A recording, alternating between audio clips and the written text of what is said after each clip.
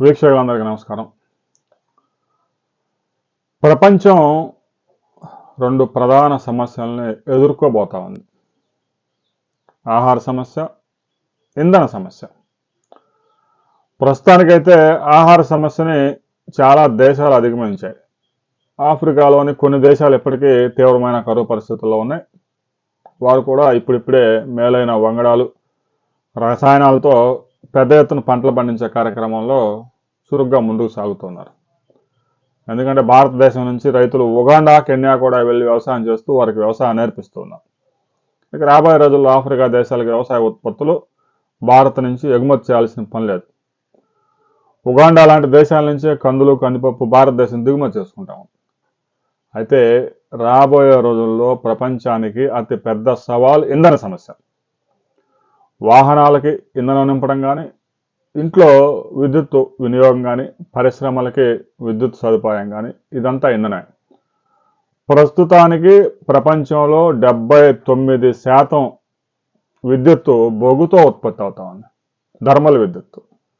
Hydel విద్యుత్తు ఏదో 2-3 నెలల వర్షాలు కురిసే సమయంలో అందుబాటులో ఉంటుంది, తర్వాత క్లోజ్. గడిచిన 10 సంవత్సరాల నుంచి సోలార్ విద్యుత్తు పెద్ద ఎత్తున ఉత్పత్తి చేస్తున్నారు. పగటి సమయంలో మాత్రమే ఆ సోలార్ విద్యుత్ ఉత్పత్తి అవుతుంది కాబట్టి రాత్రి సమయంలో డిమాండ్ను తట్టుకునేందుకు పెద్ద ఎత్తున ఇప్పటికీ థర్మల్ విద్యుత్ ఉత్పత్తి చేయాల్సి వస్తుంది. అయితే విద్యుత్ ఉత్పత్తి చేసిన తర్వాత విద్యుత్తును నిల్వ చేసే స్టోరేజ్ కెపాసిటీస్ కూడా పెరుగుతూ ఉన్నాయి. 1000 మెగావాట్ల విద్యుత్తును కూడా సోలార్ విద్యుత్ ఉత్పత్తి చేసి స్టోర్ చేసి సాయంత్రం చీకటి పడిన తర్వాత ఉపయోగించుకునే విధంగా సదుపాయాలు అందుబాటులోకి వచ్చాయి. విద్యుత్ నిల్వ చేయడంలో చాలా కీలకం బ్యాటరీ.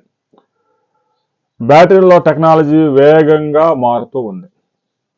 తాజాగా జింక్ అయాన్ బ్యాటరీని అభివృద్ధి చేశారు.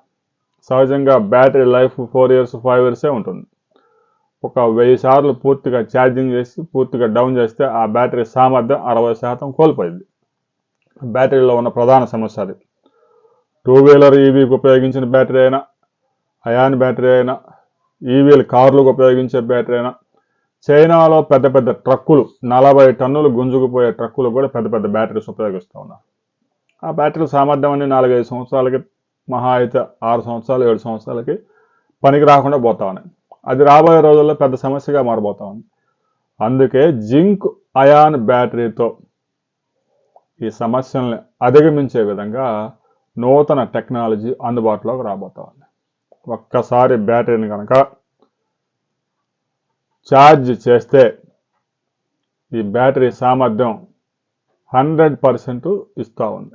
ఎన్నిసార్లు ఛార్జింగ్ చేసి ఎన్నిసార్లు ఉపయోగించుకున్నా కూడా బ్యాటరీ సామర్థ్యం ఏమాత్రం తగ్గకుండా దీన్ని అభివృద్ధిపరిచారు. రాబోయే రోజుల్లో పునరుత్పాదక ఇంధన వనరులను నిల్వ చేయడంలో ఇది ఎంతో కీలక పాత్ర పోషించబోతా ఉంది. దీనికి సంబంధించిన మరిన్ని అప్డేట్స్తో మనం మరో వీడియోలో కలుసుకుందాం.